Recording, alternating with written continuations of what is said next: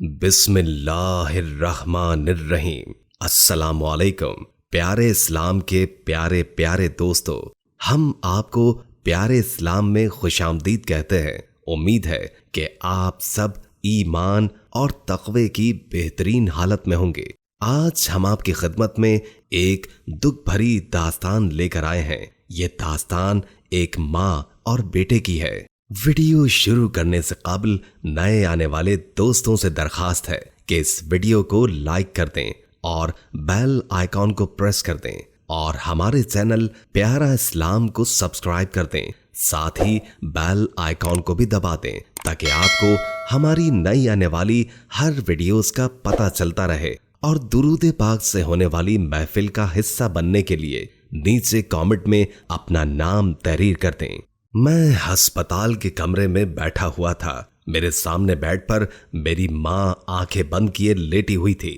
Bed کے ساتھ ایک مشین پڑی ہوئی تھی۔ یہ مشین ڈائلیسس تھی۔ وہ زندگی سے بھری آنکھیں آج بند تھیں۔ یہ مشین تقریباً آدھے کمرے کا احاطہ کیے ہوئے تھی۔ میری ماں کے گردے ضائع ہو گئے تھے، جو میرا آخری سہارا ہے۔ ڈائلیسس ایک مشین ہی تھی جو میری ماں کے گردے چلا رہی تھی۔ یہ عمل بہت تکلیف دہ ہوتا ہے۔ میں اس کے سامنے سے ہٹ جاتا کیونکہ مجھ سے اس کی تکلیف برداشت نہیں ہوتی تھی۔ میں ان کا ہاتھ پکڑے بیٹھا سہلا رہا تھا۔ ان کے ہاتھ بھی کس قدر کمزور ہو گئے تھے۔ مجھے یاد ہے کہ میں جب بھی کہیں جاتا تو اپنی ماں کا ہاتھ نہیں چھوڑتا تھا۔ ایک دفعہ میری ماں مجھے ڈاکٹر کے پاس لے گئی اور ڈاکٹر نے ان کو چیک کرنا تھا تو مجبوراً میری ماں کو میرا ہاتھ چھوڑنا پڑا۔ اس وقت مجھے بہت برا لگا تھا۔ مجھے ہمیشہ ہی ڈر تھا کہ اگر میں ان کا ہاتھ چھوڑ دوں تو وہ کہیں گم ہو جائیں گی۔ میرے بابا بہت سخت مزاج آدمی تھے۔ ایک تو وہ فوج میں تھے اور دوسرا دنیا کی سختیوں نے انہیں سخت مزاج بنا دیا تھا۔ لیکن اب جب میں یہ سوچتا ہوں تو میرے بابا اتنے سخت مزاج نہیں تھے، بلکہ میری ماں بہت نازک مزاج تھی۔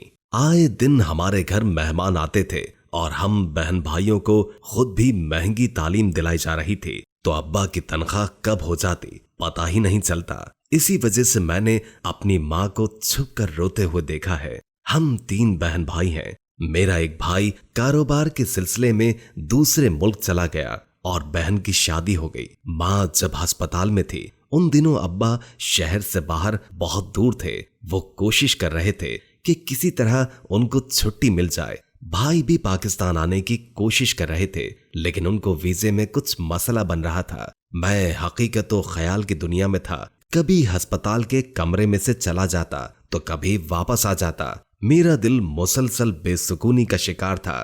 مجھے ماں کے گم ہونے کا ڈر تھا۔ مجھ سے ان کی حالت دیکھی نہیں جا رہی تھی۔ یہ ایک پھولوں سے رنگ برنگا کمرہ تھا۔ میری ماں کو پھولوں کا بہت شوق تھا۔ انہوں نے ہی یہ کمرہ سجایا تھا۔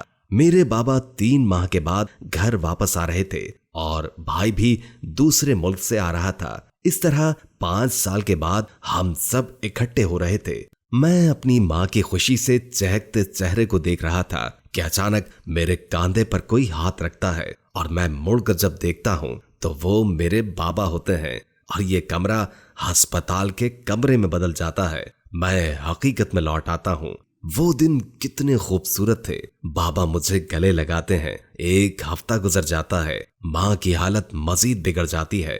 ڈاکٹر ہمارے پاس آتے ہیں اور کہتے ہیں کہ ان کے پاس آج ہی کا دن ہے، آپ ان کے کفن کا انتظام کر لیں۔ کل یوم عاشور ہے اور سب کچھ بند ہوگا، اسی لیے آپ آج ہی کفن کا بندوبست کر لیں۔ ڈاکٹر کی بات سن کر جیسے میری روح تک ہل گئی ہو۔ میری ماں بھی زندہ ہے اور میں ان کے کفن کا انتظام کروں۔